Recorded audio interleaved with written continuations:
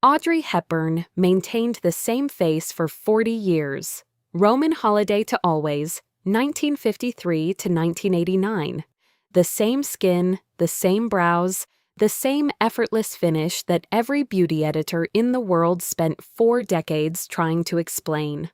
Her makeup artist on Breakfast at Tiffany's was asked in 1961 what products she used. The answer was four products and a technique so simple it took under 5 minutes.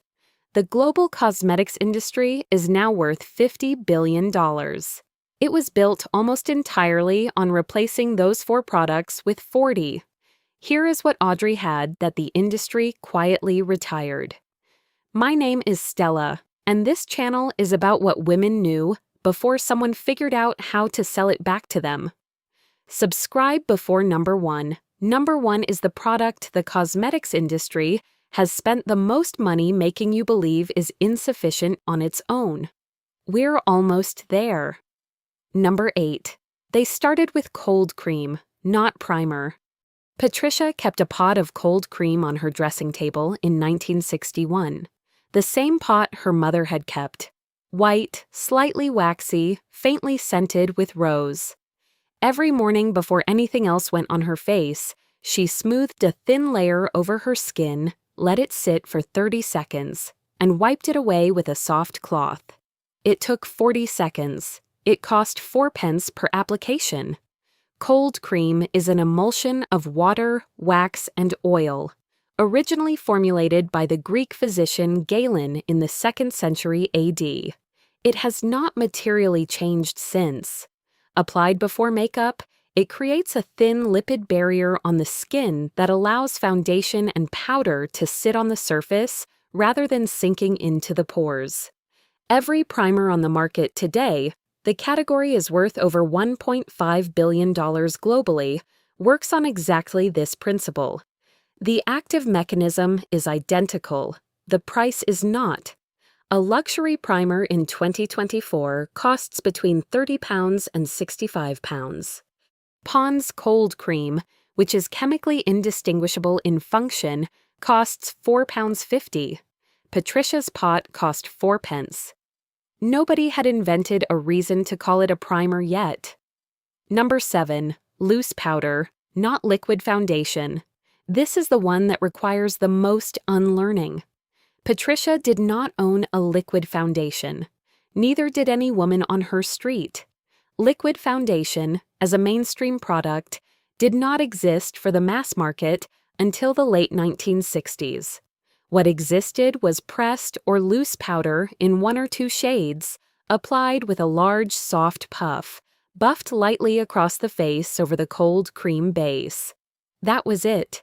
The finish was natural. The skin looked like skin. The application took 90 seconds. Dermatologists now consistently document what they call the occlusion problem with liquid foundation. The way modern full-coverage formulas seal the skin surface, trap sebum and environmental pollutants in the pores, and over time contribute to the congestion and uneven texture they are applied to conceal. The skincare industry then sells a second category of products, exfoliants, acids, pore treatments, to address the problem the foundation created. The market for those products is worth over $8 billion. Patricia's loose powder did not occlude. It did not create congestion. Her skin at 50 looked, by every account her daughter gives, like her skin at 30. The powder had not changed it. It had simply sat on top and then come off at night. Number 6. 1 coat of mascara. 1. The mascara in 1961 came in a small rectangular box, a dry cake, a tiny brush, a drop of water from the tap to activate it. Helena Rubinstein sold it. Max Factor sold it. It cost a shilling. 1 coat, upper lashes only, combed through with a clean brush to prevent clumping. The lower lashes were left alone. The eye looked open and defined without the heaviness that multiple coats create. The global mascara market is now worth over $9 billion. It is driven almost entirely by volume, more product, more coats, more brush passes, more drama. What the marketing does not say is that 3 coats of mascara on modern synthetic fibers weighs the lash down by the end of the day, contributes to lash breakage over time, and requires a separate product, micellar water, oil-based remover, cleansing balm, to take off without pulling. Patricia's water-activated cake mascara came off with warm water and the same cold cream she used every morning. No separate remover required, no eye rubbing, no lash loss. One product doing 2 jobs, in and out. Number 5, the eyebrow pencil, used lightly. In 1961, the eyebrow was the frame of the face, not the feature. Patricia spent 40 seconds on her brows each morning. A light pencil stroke following the natural line of the hair, brushed through with a clean brush to soften. No microblading, no tinting, no lamination, no brow gel, no pomade. The natural brow, defined, not drawn. The global eyebrow product market is now worth over $4 billion.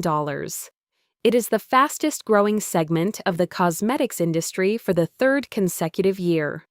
The dominant trend for the last decade has been the dense architectural brow, filled, set, laminated into position.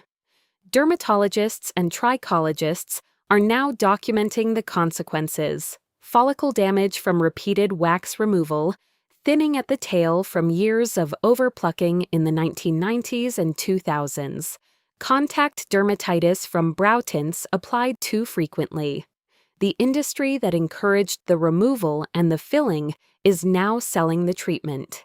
Patricia never removed a brow hair in her life. She had brows at 70 that women in their 30s are now paying £85 a session to reconstruct. The pencil Patricia used cost 6 pence and lasted 3 months. The same pencil, purchased today under a different brand name, costs between £12 and £22 and is marketed as a revolutionary micro-precision formula. The formula has not changed. The pencil has not changed. Only the packaging and the price have changed. And the paragraph of copy on the back that makes you feel the old one was somehow insufficient. Number 4. One red lipstick. Worn correctly. Patricia owned 3 lipsticks. A red for evenings, a pink for daytime, a coral for summer. The red was a blue-based true red. The shade that works on every skin tone, the shade Audrey wore, the shade that Grace Kelly wore, the shade that every woman on Carnaby Street wore in 1965 because it was the one shade that required nothing else. No lip liner, no lip gloss over the top, no overlining. Applied with a finger, pressed with a tissue, the blot, reapplied once. Done. The global lip product market is now worth over $15 billion. It is divided into approximately 40 subcategories: liner, color, gloss, plumper, stain, balm, treatment, topper, setter. Patricia owned 3 lipsticks and a compact mirror. The red one lasted 8 months. When it ran out, she bought the same one again. The shade had not changed. It did not need to. Number 3, the blot. This is the technique the industry most needs you not to know. Because if you know it, you need nothing else to make your makeup last. Patricia pressed a single sheet of tissue paper, 1 ply pulled apart, to her lips and her face after applying everything. 1 press, 10 seconds. The tissue pulled the excess oil and product from the surface, leaving the pigment behind, sealed against the skin. Her makeup lasted 8 hours without touching up, without setting spray, without powder refresh, without a mirror check every 2 hours. Setting spray is now worth over $2 billion globally. It was invented in the 1990s to solve a problem that a single ply of tissue paper had already been solving since the 1920s. The technique is in every professional makeup artist's kit. It is not in any product advertisement because it cannot be packaged, branded, or sold. It is a piece of tissue paper. It costs nothing. Patricia used it every day of her adult life without knowing it had a name. It doesn't need one. There is a reason every professional makeup artist, every single one, regardless of the products they use or the brands they represent, has a tissue in their kit. Not a beauty blotter. Not an oil-absorbing sheet. A single ply of plain tissue. It is the one technique that transcends every era, every product category, every trend. It was there before the industry existed, and it will be there long after the current product cycle ends. Patricia learned it from her mother. Her mother learned it from her mother. It arrived in Patricia's hands with no name attached and no product to buy alongside it.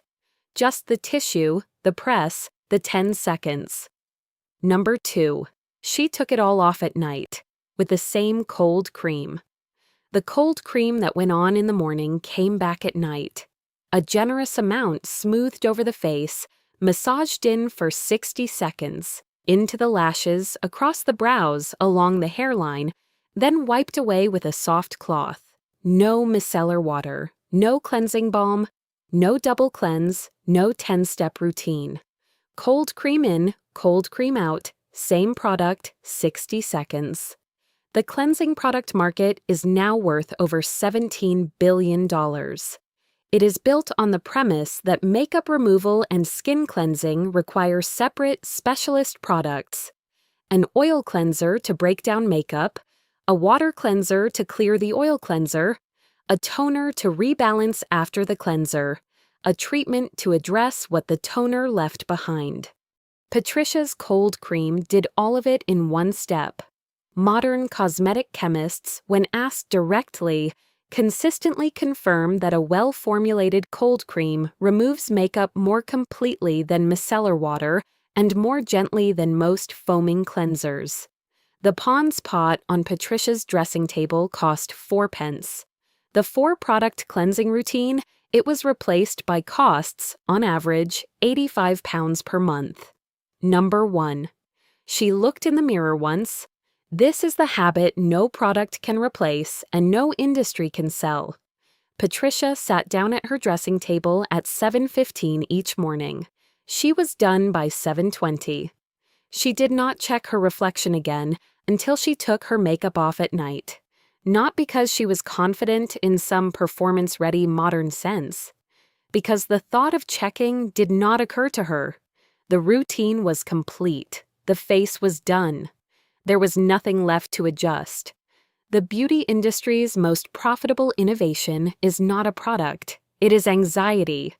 The mirror check, the touch-up, the constant low-level surveillance of one's own appearance that creates the market for the setting spray, the pressed powder refill, the lip gloss in the handbag. Patricia's 5-minute face did not require maintenance because it was not trying to do more than skin can sustain across a full day. Loose powder over cold cream, 1 coat of mascara, a blotted lipstick. It moved with her face. It faded naturally. It did not crack or transfer or slide. Audrey Hepburn said in a 1953 interview that she had never understood complicated beauty routines. She had a pot of cold cream and a red lipstick and considered herself fully equipped. The interviewer laughed. Audrey did not. She was right. She was just Tuesday. Make the switch to one thing from this list. The cold cream tonight, the loose powder tomorrow. Come back in the comments and tell me what it did.